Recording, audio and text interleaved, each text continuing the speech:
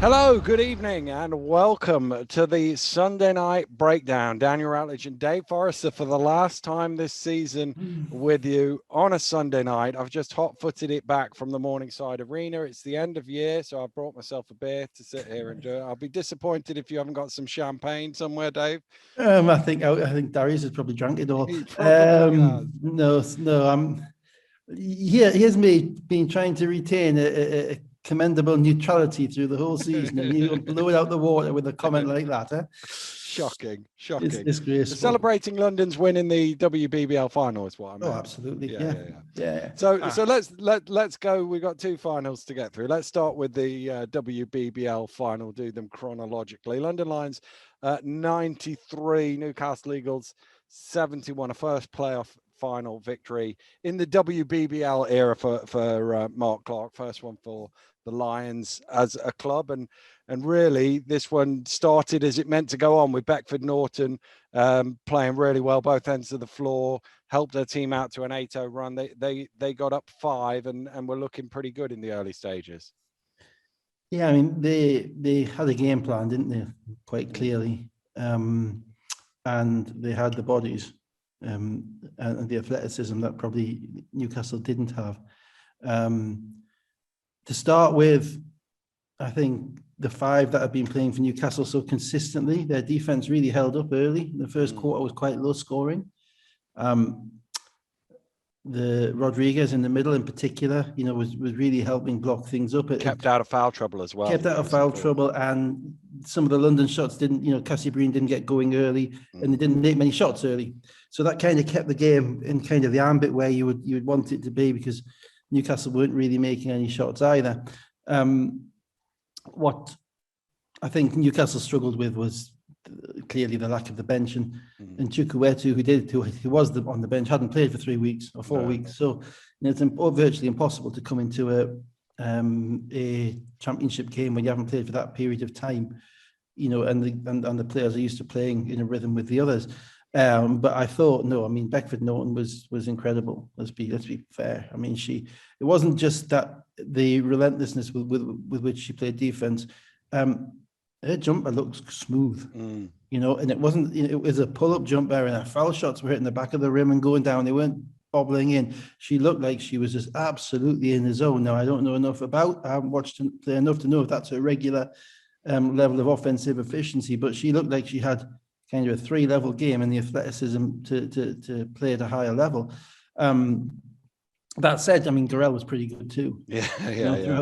And then when Matt Vicker started making shots in the second quarter, it got to that point whereby, oh, hang on a minute, they're hanging around again. Yeah. Well, McVicker made a couple of threes, and then Lowe made one, and it was a 1-point game with about 4 minutes to go, and you thought that, like you say, we've seen this play out before, that they can do this, but Leonard steadied the ship. She had 5 in a 9-0 run, and it went out to 10, and the last minute or so really important for Newcastle just to reel it back in a little bit. Yeah, I think you made the point about Newcastle needing a 3rd and a 4th scorer, and London had a great plan for Lowe, because they basically defended her with 2 players, and what I mean by that is that the girl who was defending her was getting up on her, knowing that she would go past her, because they didn't want to give her the catch and shoot 3. So they knew that, we're going to get right up on her, and Abby Lowe's most likely going to go hard to her right hand. And then there was another girl there, so it was, so then they would make her finish over the second and over the third player. And the way that she's been playing, she's primarily been in attack mode. So she's not, she's been their finisher. So she wasn't the one who was looking to kind of penetrate and then throw it back out again. That's it. That her game was to score the ball. I thought by taking her away, that was kind of the 3rd scorer done for Newcastle, and that made it the only other one who could have done it would have been Rachel Bland. We obviously can shoot the 3, but didn't really get any looks. Didn't really get any open. Because they're playing against such length in relation to an athleticism with London. Rachel Bland's going to get her 3s off ball rotation. And it was tough, there's some long arms there, there's some excellent athletic defenders, and I think she got 1 or 2 looks in the whole game, got fouled on 1. But they weren't going to let Newcastle beat them from the 3-point line. That was pretty clear. I mean, McVicker's a knockdown shooter. She made 5 for 5 threes early, and you know, you wouldn't say any single one of them was a wide open shot. No, you know, there were rhythm shots, but they weren't easy kind of giving up shots. So not having that third scorer and fourth scorer, you know, it didn't hurt them in the first half. It didn't even hurt them in the early part of the third quarter. But by the time they were getting to needing scoring in the last 15 minutes of the game, you know, they began to wear down. Yeah, they had that McVicker and Lowe spell where they got a 12-4 run, tied it at 51-51, and then it was like they hit a wall. There was just no more offense, and Beckford Norton comes down, hits a 3, and all the momentum goes London way. Yeah, and when you can't score against that London team, they run. You know, they might not run the first time, might not run the second time, but you keep shooting early shots when you're not quite set.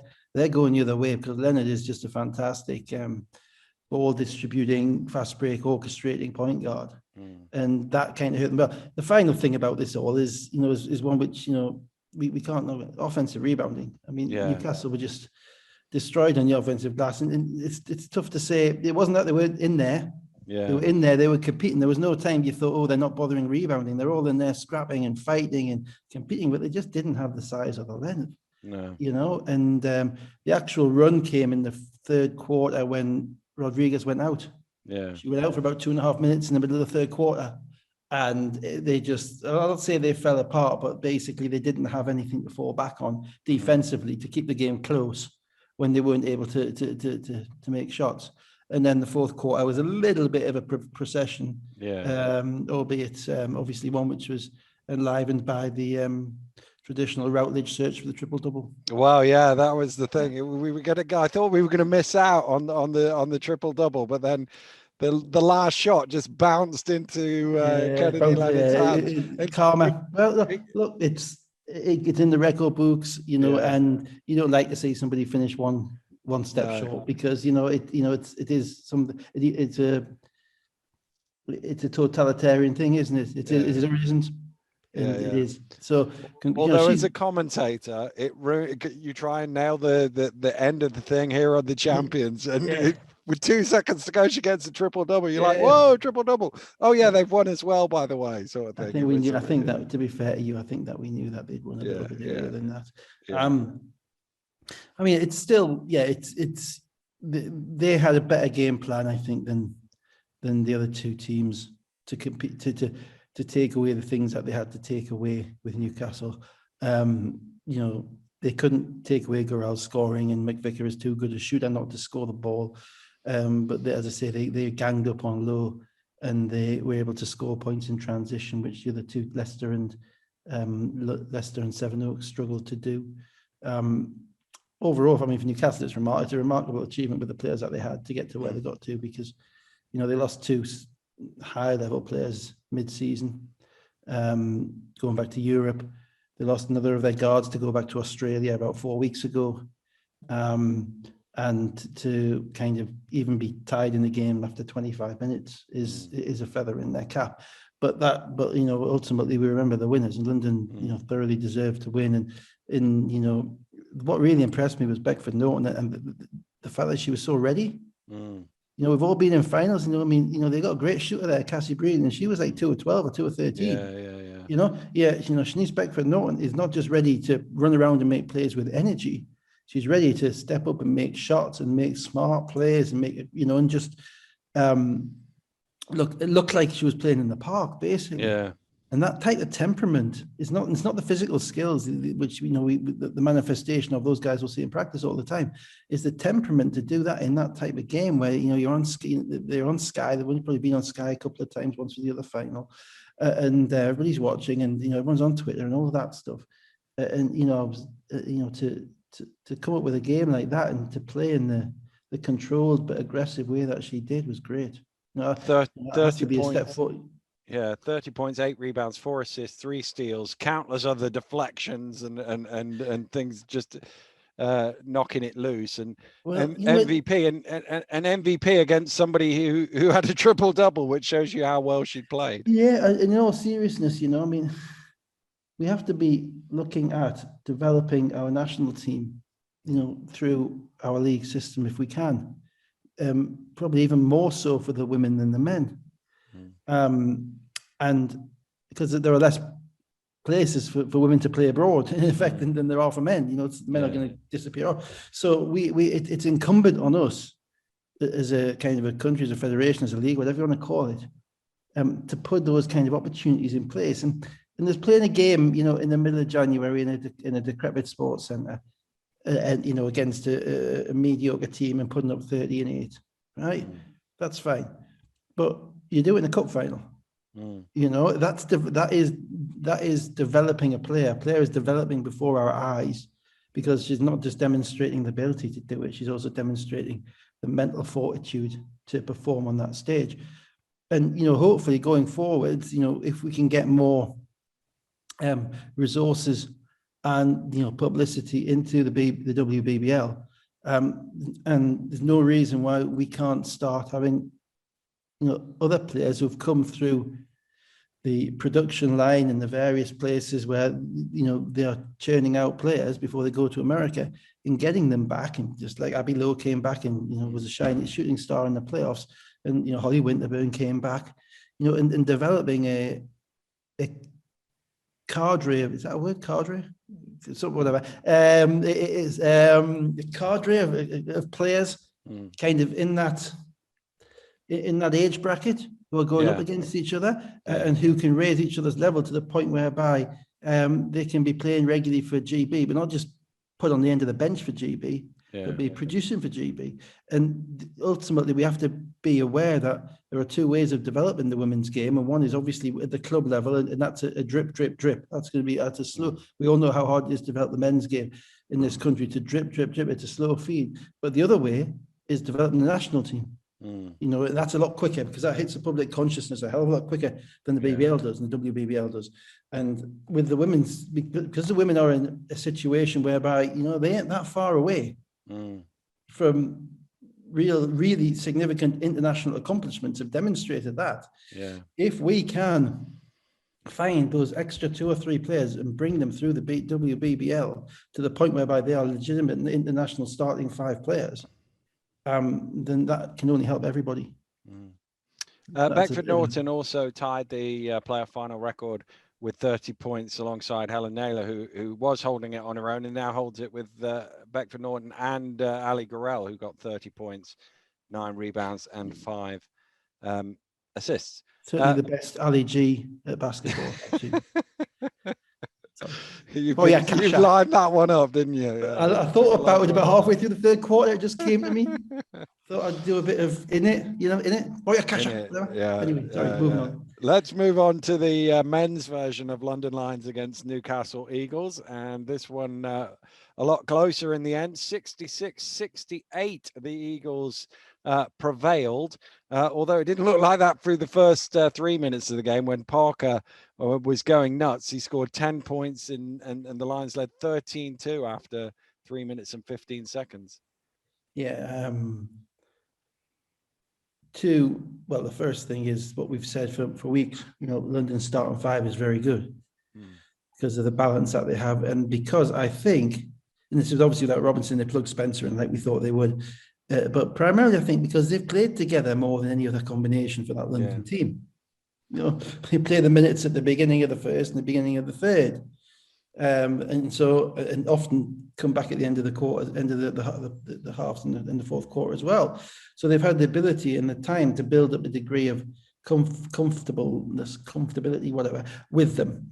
And that started again. Now, Parker was obviously remembering the cup final because he was playing in the cup final from memory.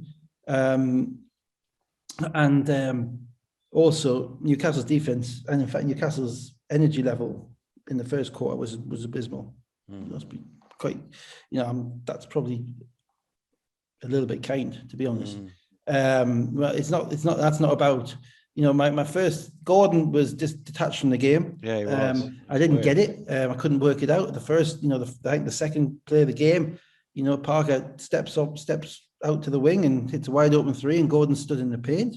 And Parker's the one guy that you don't want to be giving up those shots too early in the game, and he got it. I think the next possession down, Fletcher failed to close out Dirk Williams in the corner to anything other than kind of a minimal degree. And Dirk Williams nailed a 3. And then every time the ball went up, they got layups and they got offensive rebounds. And if Louis Sayers hadn't made a couple of 3s, then the game could have been done. I'm not, we say it could have been done, but, they were down 18 against Leicester after a quarter. It wasn't done. Yeah. But it's going to be a long way back. And, it surprised me. I mean, Gordon, the whole game surprised me. He just seemed extremely spacey. There was one player, and I forget exactly when it was, where he should have made a cut to the basket or something, and Fletcher went to throw him the ball, and he didn't go that way, and Fletcher just sort of looked at him like, "What are you doing? Why did you not do that?" It's like he's played with him so much that he just expected he was going to do the right play. It was just a bit weird, but he picked up his fouls. I thought there was 2 things that kind of happened which kept Newcastle in the game. Fluger played well. Fluger, no points, 1 shot, for 15 or 16 minutes, 4 rebounds, 4 steals. And he's kind of an interesting guy because he is literally that's what he brings. But he also was very, very good in the cup final. There's some games this year where you wouldn't have known he was there. He's played a couple of minutes, he's come off. But his energy defensively and ability to chase stuff down and just get rebounds and just challenge stuff, that meant there was kind of enough competitive plays being made so that it wasn't kind of a walkout. The other thing was, Edwards sat down in the first 5 minutes, last 5 minutes of the first quarter. He never really got a look in the first quarter at all. So they struggled without him rebounding the ball because he's Newcastle's best rebounder, remarkably. And so that kind of led to that kind of combination of stuff. And Tawaya made a good impact, to be fair. Tawaya was really effective inside, and he was a plus 17 in 15 minutes in this game, or 12 minutes. And perhaps maybe he should have played a bit more. And then the second quarter, and then the game became what Newcastle needed it to be. Yeah. So it's 24-12. You mentioned Sayers hitting a couple of 3s to sort of right the ship for Newcastle. They were still down 12, and Parker had outscored them on his own. He'd got 15 in that first quarter, but then he just all flipped at the start of the second period, and it was the Eagles who scored the first 11 points to cut it to a 1-point game. And this is where the kind of the knock-on effect comes with not having Robinson. The London's bench unit, which hasn't been good, is then changed again. Yeah. And they're trying, without their starting 5, and Liggins is suddenly playing with a whole bunch of different guys. And I mean, the other subset of the first quarter was that it was quite clear that London was absolutely loading up on Fletcher. Yeah, it was quite clear that Liggins was London's point guard. Those 2 things, which basically took both of those guys a little bit out of what they would normally do, and it took their team, who are used to them playing in a certain way, away from what they do. Now, it didn't affect London as much because Liggins has primarily been a de facto point guard, albeit not the way it was in this game with every possession. And it didn't affect him because Parker went off. Parker had 15 points on drive-bys and 3s and that type of stuff. But without Parker, that first quarter was like 12-10, and it was 2 teams who were really not comfortable in what they were doing because they were trying to figure out what the opposition was doing to stymie them and making adjustments. And they didn't really, Newcastle offensively, ultimately their adjustment was, well, Cortez, it's you.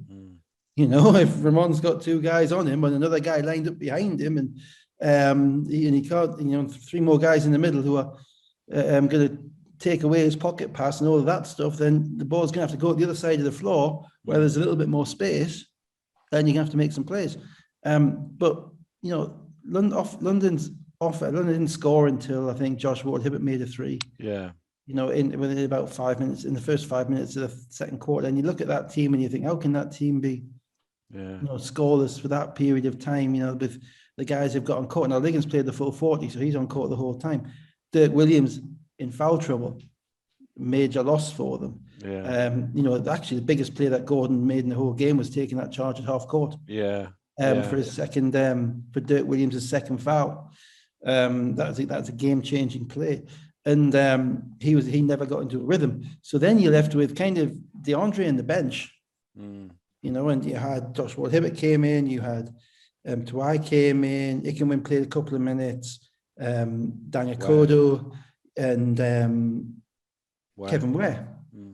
Kevin Ware hasn't been right for weeks. He came back. Apparently, he left and came back. But he may well not have come back because he had 4 turnovers in this game in 10 minutes, and was like one maybe one shot, 4 turnovers, and there's just no degree of. And I think one point, Fluger took the ball off him. Yeah, he just wrestled it out of his hands. Wrestled out of his hands, and that shouldn't be happening to a pro, and certainly not one with the level of talent of Kevin Ware. So that's a mental thing as much as a physical thing. So that lineup, again, just like it did against Plymouth, and just like it has on multiple occasions this year, gave Newcastle a foothold in the game, gave the opposition a foothold in the game. And that's been the biggest flaw this year. And I will stand by my, my Walter White comment, and I'm going to use it again just to maximize the, given no one's going to have anything to think about for the next 4 months, so I may as well use it to maximize the street cred now. You get good batches, you get bad batches, and the bad batches, of general or the bench, and you've got to find a lineup that is working with them.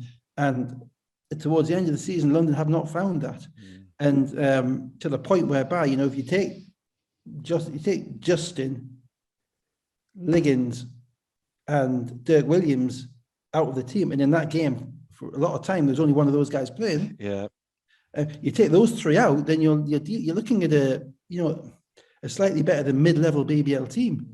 The way Ware's been playing, you're hoping you're going to get stuff from Daniel Koda, but you having to then promote everybody else up in the hierarchy to something that they haven't done all season. Now sometimes it might work that they do, but it's hard in a final when you've got to make plays. So I should put Parker in there as well. The way that he played today, it's probably a bit disrespectful not to describe him as that. But that's what they are. It's not a criticism of them. It's what they are. And I think they played London's bench. They had 6 guys playing off the bench today, but they probably combined for about 70 minutes. So maybe 12 minutes each. And I'm the old-fashioned kind of less. I don't need a fantastic lab to cook up what we're doing. We'll do it in the caravan. You just need 3 of those guys to play 24 minutes. Instead of having 6 playing 12. And that's what sometimes it wins, sometimes it loses. So that was their bench, and that they struggled. And gradually it became the game Newcastle needed it to be, because without Gordon, Newcastle needed it to be a slugfest. They could not score enough against a locked-in London defense, and London's defense was locked in. Now, for all I'm talking about the way their bench struggled, London's bench struggled. The defense was still good. They still had their plans. They adopted, and they're so athletic, and they're so long, and quite smart as well. To be fair, not a dumb team defensively at all. The fact I think Newcastle had the last maybe 5 points of the second quarter. So that Ward-Hibbert 3 you talked about was the first of 9 in a row, which got London back up by 10. And then I thought those were really important points that Fletcher got at the end. He hit a big 3. He got the last 5 points of the first half, and he cut it down to a 5-point game at halftime. Yeah, I agree with that. I do, and because Newcastle couldn't have ended up being in a situation where they were 1 run away from oblivion. And if they'd been down 10 at the half, they were 1 run away from oblivion. They were 1 early run from the third quarter from it being a 20-point game. And as you've said before, again, entirely appropriately, very difficult to come back from a 20-point game in a 70-60 game. And that's what this game was. It had to be close for Newcastle, and it had to be scrappy, because there's no way in the world they were going to let Fletcher go for 30 and 10. And there was no way in the world that Newcastle have demonstrated that without him going for 30 and 10, they've got enough offense to run with London. And even at half time, I think Newcastle had 30 points and Fletcher had 9 points and 4 assists for 5 goals. So he's still responsible for 17 or 18 of the 30 points. So those shots were important. And then that run you talked about, the oblivion run, if you like, did come as well. That was the other thing. Liggins and Parker hit 9 in a row. And with 2:45 to go in the third quarter, they'd got it out to 12. Now, as you say, If it had been 10 points at halftime, that 12 would have been 20 something. That's game over. Everybody's high-fiving on the bench and jumping around. And then the third quarter was notable primarily for, again, Gordon committing a ridiculous offensive foul. He played. It's really weird because he's played with such controlled ferocity all season, such sense of purpose about him. That's kind of the one thing that's really separated him from the vast majority of players. He makes shots, but he's not a great shooter, but he makes big shots. He's not a great big guy, but he gets the rebounds that matter. He guards the right players at the right time. And today it was the absolute opposite. As I say, there was a spaciness about him.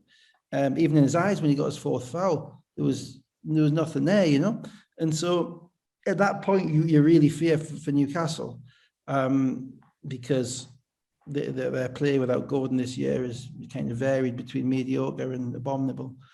And to be fair, they got just enough from Maxwell. Maxwell came in and gave them enough offense, not particularly efficient, but it wasn't a game where anybody was going to be efficient apart from Parker. It was just a matter of, giving you enough. And also Newcastle kind of figured out how to deal with the overload on Fletcher. And that was basically off you go, Cortez. And Cortez decided he put his spring-heeled shoes on, put his springs in his heels. And, he is about, I'm struggling to remember a better little man rebounder. No. I think I can, in this league, and I'm going back years and years and years, and there will be some, but 2-footed jumper, his rebounding is just remarkable. I'm trying to think. I really can't. No, I can't think of one. And so he was all over the offensive glass in particular, and also then comes up with an and one, hits a three, and they get 8 in a row and cut it to 54-50, and then he gets another 5. It was around the last break of the and again it was closing quarters, wasn't it? Because as you said, the way they closed the second quarter and then the way they closed the third quarter, and again that's the time when it's DeAndre and the bench again, for London, and there was different bench players this time. I think Shane Walker was in the game this time, so Vince was changing it up again, trying to find something that worked, but by making enough players. He got some rhythm shots. He got the rhythm shots that they weren't allowing Fletch. That's the reality of it. And they got that by throwing the ball the other side and by Fletcher basically, figuring it out that this, that there's a brick wall in front of me. Yeah. I can't go through it. We're going to have to go around it. Yeah. And that kind of, again, gave them enough to keep them close. Around the quarter break, and then after that it was just a lot of nervous basketball players. Yeah, it was. So Newcastle got in front. It was the end of a 13-1 run around that break, and they were 55-57 up, and as you say, it was really tense. It was there were errors in it, there were difficult shots, there were some things they should have scored and they didn't score, and you could really feel the pressure of the moment out on court. Yeah, and the fact that both teams were kind of out of rhythm as well. And to be fair, it was the 8th time they'd played all season, so they know each other. You had Liggins in the pre-season in the DeAndre Liggins talking about I'm going to be guarding Fletcher and all this stuff, and there was clearly a focus from both teams on what they had to do to stop the other team. Then you have the tightness of the game. But, this is the thing that I'm hopefully trying to get across over these series of podcasts. A team is just a combination of combinations. You take the first quarter and the third quarter, or the first quarter and then the first 8 minutes of the third quarter. London win those minutes by 20. Yeah. Right? Then you take the next 8 minutes or the next 6 minutes of the first 6 minutes of the second quarter and the next 6 minutes of the third and fourth quarters, Newcastle win those minutes by 20. Yeah. And they're different players playing. Yeah. These aren't the same teams that are playing against each other. And so it isn't necessarily about the overall structure of the team. It's about, have you got the matchups on court where people are comfortable and are able to express themselves? and how do you balance them all the time? And there isn't any right answers, no wrong answers. It's not a question of saying he shouldn't have done that or he shouldn't have done that. I'm not saying Newcastle just should have started a different five. No. I'm not saying Vince should have put a different five on court after that period of time, because they're the tools that they've got. But it's trying to figure out how they compete against each other. And then, as I say, then you get to your point whereby you've got 6 minutes to go and it's anybody's game, and then it comes down to bottle. And I didn't think either team showed a tremendous amount of bottle. I'll be honest, and I'm not going to be overly critical. Newcastle won, so with the victors go the spoils. Yeah. But there was some, fairly, and on top of that, Liggins has played 40 minutes. He's defending one of the best players. Fletcher's played 40 minutes. He's got 3 guys in front of him the whole game. All these. For London, Parker showed up, but they haven't really got anything out of their bench. They got nothing out of Ware. They got nothing out of Dirk Williams. For Newcastle, Edwards had shown up, but they got nothing out of Gordon. So London get a game out of Tawia. Newcastle gets something out of Maxwell. And these things all balance each other out. But ultimately, where you're going to go at the end to win, and what the reality was that where the teams went to in the end to win was their defense. Yeah. Well, can you turn that back on? Sorry, Nia's just turned the light off on me there. I've gone dark. Maxwell gets a bucket. Liggins hits big 3 at the top of the key, 64. Yeah, and that was when Maxwell didn't get up high enough on the screen, and that was about the first time in the game that they hadn't got high enough on the screen on Liggins, and as soon as he saw it, bang, he nailed it. Yeah, that was cursing the TV a bit of that one. I was beginning to become partial by this point. Yeah, but Maxwell comes back the other way and puts Newcastle. I think Edwards threw him out, didn't he? And he dunked it on someone's head. Yeah, he did. Yeah. So, but again, Edwards probably made it rather than Maxwell. You still got to finish. Yeah, you got to be 6'10". You got to be able to jump. And I suppose the reason I say that is because actually, if we were saying at the beginning of the game who's going to make the plays at the end, it probably wasn't going to be Maxwell. And it probably wasn't going to be Jules Dangakodo. That would have been the first names that we mentioned, and yet it was Maxwell at one end, and then Jules at the other. Yeah, Akodo kind of struggled in the game. Again, you don't, because London bring these guys in and out so often, you don't kind of get a feel for what role they have in the game. Yeah. So Jules only played 14 minutes, I think, and Jordan Spencer played 28 minutes. Now, if you told me that immediately after the game, I would never have guessed those numbers. No. I couldn't have, obviously I was checking the stats out as they were going, but you wouldn't have thought, oh, well, Jordan Spencer had a 28-minute impact on that game and Jules Dangakodo had a 14-minute impact on the game. But they struggled with Jules on the court. They were minus 16 because he was primarily playing with those bench units that we're talking about. Yeah. But he's shown some chops now. He got Louis Sayers on the wing, which is a mismatch for him. He went hard right, and the help wasn't quite quick enough. And he made a nice floater, I think. And I think that put them up 2 at that tie the game. Tied the game. Minute 34 to go, 66 apiece. 134. Yeah. Yeah. And after that, there were a couple of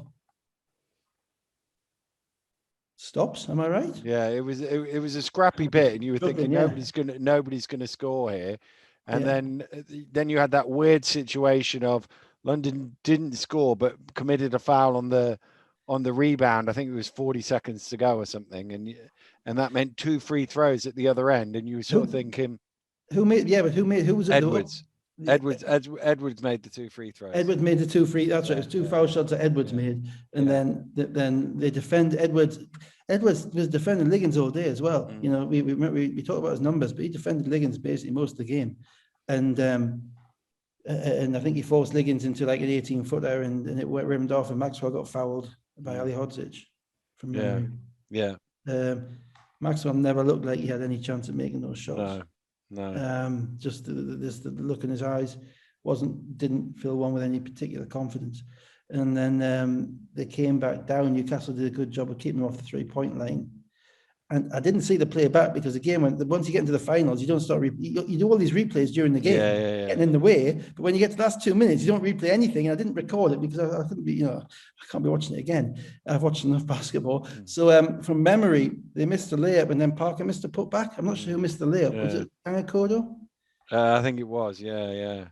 And so Newcastle get the ball and 2.7 seconds left or something. And I mean, Vince said that Fletcher missed both on purpose. He didn't miss the first one on purpose. No, he didn't, Vince. Nobody exactly. misses the first one on purpose. No, but what I'll say about that is that he actually made a smart play because he could have thrown the ball ahead with about 6 seconds to go. They had a 4-on-1. And and you always think, okay, throw the head, and somebody will dunk it, great, and we'll be up 4 with 7 seconds to go. But I prefer to be up 2 with 2 seconds to go. Up 4 with 7 seconds to go. And also, you throw it ahead, they drop it, it slips, somebody gets a touch, anything can happen. So he just held on to the basketball, and I don't know. I wouldn't be surprised if he missed the second one deliberately. Yeah, the second one I think he did. I wouldn't be surprised. He's, I mean, as a coach, I'm kind of a little bit like, I'd be happier with you missing the second one deliberately if we're up by 3 and not 2. Yeah. Because you don't lose on a heave. On a Hail Mary, yeah. But getting a Hail Mary within 2 seconds off a rebound off a foul shot is virtually impossible. There was some suggestion, and I didn't see it. It was suggested to me after the game that Liggins tried to call a timeout on the court. And then put the ball on the floor, and he didn't dribble it. I don't think he dribbled it. I think he just shot it. He did hesitate for a split second. Whether that was calling a timeout or whatever, he did hesitate. But that's to be fair, that's what these guys are trained on. That's his whole life. I'm not. Basketball players are creatures of absolute instinct, and you think they should know otherwise, they should do otherwise. But it's timeout, advance the ball, let's get have a shot. He did that for 300 games in the NBA. So I give it, and the G League. So you give him a little bit. You give him a bit of a pass for that. I don't think he's going to make the shot anyway. No. I thought, to be fair, Liggins was really good. He was 5 of 17. He wasn't dominant, but he was basically playing with a revolving door of characters around him. And he didn't have his running mate in Dirk Williams, and Dirk's 5th foul was a dumb foul. You put a replay on it, and he just ran over Justin Gordon for no good reason. So his head wasn't where it needed to be. At the end of that game, and he's that team for Newcastle to have beaten a London with Justin Robinson, they would have to play the perfect game. For Newcastle to beat, a locked-in London with Justin Robinson, that would be a perfect game. For Newcastle to beat that London team, they had to play a scrappy game. And I'm going to again claim the prophet Nostradamus status and point out that I did text you at halftime and say he did. This pace of the game was exactly the way that Newcastle wanted it to be, or had to have it to be. London made very few threes, and they made the first 3, I think, and after and they made the first 2 or 3, so that's probably 4 of the last 25, something like that. And Edwards, did what they brought him in for, which was to be the foil, to Fletcher. And the reality is there is a definite link to the way players play and the way that they are guarded. And it's not something you see early. It's not something you see in the first quarter. It's why playoff series are so great. It's because there are so many adjustments made over the course of them. And the question, and I think Fletcher said it in his pre-game with Mike Tuck, about poise. Who stays poised? Who remains poised? Neither team did a tremendous job, but Newcastle did a slightly better job of remaining poised than London did. Probably Gordon accepted. I didn't see I don't know where he was in that game. It's a real surprise to me. He's had a great season, and everyone's entitled to games like that. It was just a surprise to me that he didn't kind of go down with a flourish. There was no kind of You know, it was just very, very passive compared to the way that he's been all year. Yeah, new money beats old money beats new money. Yeah, indeed. In effect. Edwards and then MVP. you get sorry, one more thing. Yeah. Go on, sorry. Edwards MVP, 22 points, 13 rebounds, 7 assists, 4 steals, 41 on the index. That's a pretty good stat line. It is, but he's 6 foot, 6'1", 13 rebounds against the most athletic team in the league. And you know, the thing was, he rebounded the ball very well last year at Worcester, but he's primarily playing the point guard. Now he's playing off the ball a bit more. It gives him even more license to go and attack the rim and get there. And he does it, you know, like he's out for a walk in the park. He does it with a smile. You know, he does it the most you'll get from him is like a rueful glance if he's not playing well or anything like that. You know, I don't even know if he knows what a rueful glance is. It's probably not a phrase that was used much I think it was Mississippi State or wherever he went to school. But he's to come up with that game. He had a big game in the cup final last year for Worcester as well, didn't he? Yeah, he did. Yeah. You know, so he's now 3 of 3 in finals as well. So you know, Newcastle are kind of building a bit of a collection of players who may not be great on a wet Tuesday night in Stoke, but certainly know how to show it off in the Morningside Arena when the cameras are there. And in fact, if you look at some of the games they played this year, apart from the couple of times they got blew out, you know, they beat London on TV, first game in the league, beat Leicester. Well, they were the only team to win the series with London over the 5-3 over the course. 5-3. I mean, if you told me at the beginning of the season that any team would beat London 5 times, I'd have looked at you askance. You know, looked at you like, that's mad. And then the best bit I thought was right at the end when, you know, if it were in the NBA, Vince would be fined for player tampering. Explaining just how good Ramon Fletcher was, despite the fact that he'd had 8 turnovers. So I think the checkbook might be coming out there. Paul might have to struggle a bit to keep a hold of Ramon. I don't know that. I know nothing. I'm speculating. I'm kind of basketballed out, a bit punch drunk. So I didn't hear anything. I didn't hear anything from Mark Clark about Ali Garel and her 30 points and how good she'd look in a London uniform. Yeah, no, I didn't know. But I think the reason I'm interested is because it was a tag team, because Liggins came up with it at the beginning as well. You know, he was talking about how Fletcher's a real MVP at the beginning, and I'm immediately my ears are pricking up, thinking, there's something going on here. And then obviously you all know, how absolutely converted I am to listening to every word of Vince's post-game interviews. And I've got to be, we've got to be really careful about that, you know, because you never know when you might get a shout. So you know, listening to it very carefully. Look, London, they played in every game. I think there are things they would have done differently if they had the chance. But they you know, then they did. They were to be our representatives in Europe. They set themselves up for that. You know, they put together a squad which was aimed at that, and then that was taken away from them. Firstly, by the way, the COVID meant that they couldn't play week to week, which is what the squad was set up for. And secondly, by the fact that then they couldn't even play at all. You know, so they lose out a hell of a lot. For, you know, they put together a team, a group, which needed to play a ton of games. They need to play a ton of games because those bench units need to get minutes, and those guys who played in court weren't getting that many minutes, and they got a BBL season. And that's not the group that they put, that's not what they put it together for. So that brings about its problems. As I've said, you have the 11 guys playing, the 6 bench guys playing 12 minutes each instead of 3 bench guys playing 24 minutes each. That brings about its problems. Then you run, you know, your talisman goes down in the semi-final. You know, that is tough. I mean, that is, you know, seriously tough. I would say if you were an opposing player, opposing team, if there was one guy you want to take out of that London team, it's not Liggins, it's not Williams, it's Justin. So, you know, in my view, you know, you take out a 47% 3-point shooter who can get to the rim and can get his shot whenever he wants. Right? Okay, fine. He's not playing. I'll live. Okay. The other guys, even Liggins, even Dirk, you know, they don't have the ability, the efficiency, and they don't fit into the team with the way that Justin does. So all of that comes in, and they're playing to the last play, the last possession of the last game. So I'm not going to quote marks hate on them. You know, ultimately they won 1, they lost 2. They could, in another world, you know, if they hadn't dropped 2 games in the league to Newcastle and Worcester, which they should never have lost, they would have won the league.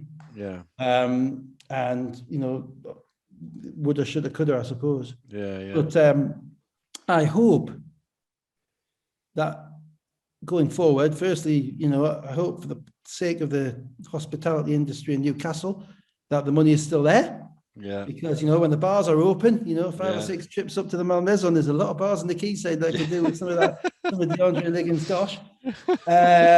So I hope the money, that the owners remain committed to it. Yeah. I hope they try and work a little bit smarter in relation to the quality of the players that they get. And that I think they've sacrificed a little bit of quality for a lot of depth this year, but I think they went too far that way. And ultimately they had, their American point guard is meant to be stepping up when Justin Robinson can't play. Yeah. Their American point guard played 10 minutes and was minus 11. And he hasn't been good for the past month. So, there are, I think, ways that they could have, whether the salary cap goes up, whether the salary cap even matters, whether the budget goes up, whatever. There are still ways, I think, that they could have been smarter in the way they did it. Let's be blunt. If they have Cortez Edwards instead of Kevin Ware, they're winning that game. Yeah. I'm not saying that because Cortez Edwards played well. I'm just saying that because that's the combat, that's the season that those two guys have had. And in relation to all the centers that they've got and all the guards that they've got about 5 point guards. You don't need 5 point guards. You need 3 solid point guards and a development point guard. And that's not to say those other guards aren't solid, because look, Jules Danakoda was solid. Jordan Spencer, high level when he's playing and it's comfortable. Andre Lockhart, reliable. Justin Robinson, Kevin Ware, that's 5 guards. But if those guys aren't playing much, they're not getting the opportunity to be as good as they could be. And that's the problem that they have. Ultimately, they needed a more battle-tested 5 in the fourth quarter, because Newcastle weren't great in the fourth quarter, and Newcastle were athletically disadvantaged in the fourth quarter of that game. But Josh Ward-Hibbert did not go to London to play 8 minutes in the cup final. But that was the way it turned out today. So I think they've got to decide which ones are their guys and say, yeah, we want you and you're going to be part of this. And they're going to have to be a little bit more conventional in relation to their rotations, particularly in big games. How that fits with Europe, I don't know. But, at the end of the day, DeAndre Liggins and Dirk Williams were probably his numbers 3 and 4 minutes played in the league this year, or not far off that, behind Edwards and Fletcher. And, and you've got 16 players, but you're still burning 2 of them. That means you haven't got enough quality and depth, because you need those 2 all the time. They had 5 guards, 5 centers, and then kind of DeAndre and Orlando Parker and Dirk Williams, and probably then Joe Ikinwin and Josh Ward-Hibbert. That they had 5 forwards to cover 3 spots basically. So I hope they're smarter about it next year. I think they can be. I think they'll get the chance to reflect on what they can do better. I would hope that they would try and find some of the best, the highest level British players, and so that when those guys go into Europe, that we've got our GB national team players, high level British players, there representing and demonstrating just how good we are with the right amount of Americans around them, without number 44. Don't you dare. Yeah. Hey,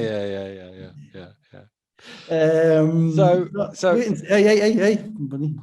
Whatever. Yeah. So we've come to the end of the season. Congratulations to Newcastle Eagles on a playoff final victory. 3 finals, 3 wins, Coach Mark. 3 finals, 3 wins. Job. Not bad. Big shoes to fill, and he's filling them well. Size 13s, just so you know. So I'm just going to lift the veil slightly on how this all started. So David texted me earlier in the year in December or something, and said he was probably asking me about Fletcher's assists. That's what he usually texts me. When was the last time somebody did whatever Fletcher has just done tonight? And I slightly tongue-in-cheek went back to him and said, we should do a podcast. And Dave's first response was, no, I would upset too many people. And he was right on that, though, which was true. But then came back to me about 10 minutes later and said, well, maybe. And I think within half an hour of that, we had a YouTube channel, an anchor page, a name. No, slow down. We didn't have it, Dan. You had it. Look, I do nothing other than spout off, right? For everybody who bothers to listen to this garbage, right? He is the man who, after I turn my finish off, he says good night. I close the computer. He is the man who deals with Spotify, Anchor, YouTube, all of that stuff. He's the man who uploads it. He's the man who cuts it. He's the man who does all that stuff. So I'm not taking any credit for that at all. You are the real MVP, not Gino. Anyway, sorry, go on. So all I was going to say is thank you for saying yes to that, because I've been educated, informed, and amused all the way through this, and we've had some tremendous feedback. I won't tell you what Les said on the way out the door. But we've had some tremendous feedback, so we do appreciate all of the responses we've got, and it always fascinates me the amount of coaches and players and even referees have come up and said, love your podcast, sort of thing. I've had a couple of, they will remain silent, but I've had a couple of messages from referees, actually. They will remain nameless. It's strange. It's tough because I've been so close to it for so long, that I still do know people involved in it, but we were pretty isolationist in Newcastle in Fab's era. We were pretty much, we'll do our thing and we'll let everybody else do whatever they want. And so there wasn't that much small talk knocking around between people. So I'm really in relation to kind of personal relationships, I'm really limited to the people I know from Newcastle. There's not many of them left. I can certainly talk to various coaches around the league, but that's kind of small talk stuff. So I haven't really felt particularly inhibited in relation to saying stuff. I might have pulled a punch or two in relation to Newcastle. If I did, I'm sorry, guys. At some point, but the aim has been to try and illuminate and to be fair, as opposed to kind of be, for it to come across as in any way kind of slanted or personal or anything like that. And I think it has come across that. And what I would also say is it is an incredible commitment, and I'm not sure either of us quite realized that's true how much watching every game would consume our entire lives. You're not fucking wrong. So the apologies to your family and to mine, I think, for this, and we will try and make it. I got about a month's worth of street cred with the family out of it, because if you got a 13-year-old boy, then YouTube is quite significant apparently. The little 8-year-old girl, not so much. And my wife's a communications officer, so she's very much into all these things and how they all work and all of that stuff. So I think the thing with being in the lockdown, we're all on each other's toes anyway. And it's not like I'm the most social individual in the world in any event. So how can you be if you watch this amount of basketball? You've got to be slightly weird, slightly strange. So it's kind of given. Again, I think they've not missed a beat. Giving them a break. In fact, my wife's happily watching Chelsea get stuffed in the women's Champions League. They were getting well. And probably hasn't even noticed I've sloped off to do this.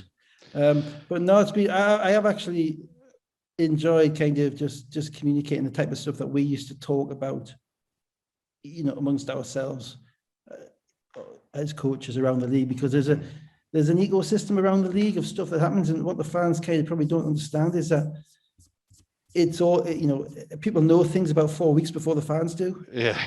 Decisions are made, where the word goes out about a certain player, or the kind of what I'm doing in kind of explaining it. It's not unique.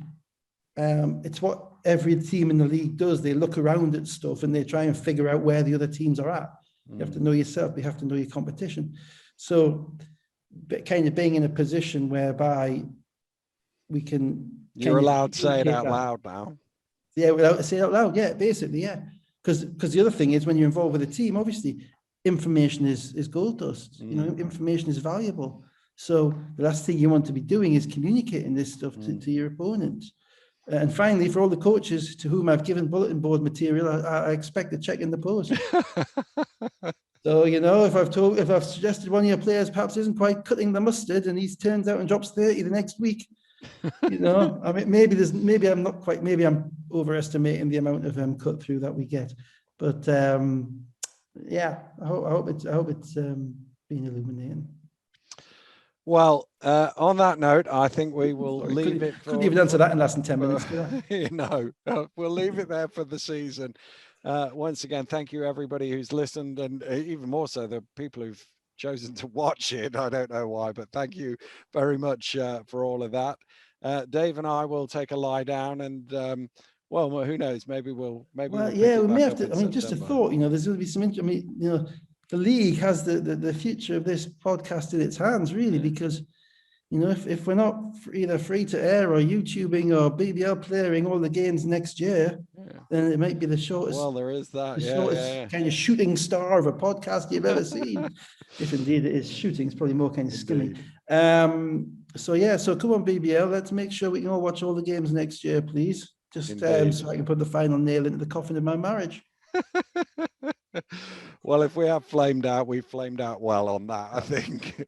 So have a great summer, everybody. And with a bit of luck, we might see you back in the autumn. Yeah, pre-season, go on. Yeah, thanks for listening. See you later. Goodbye.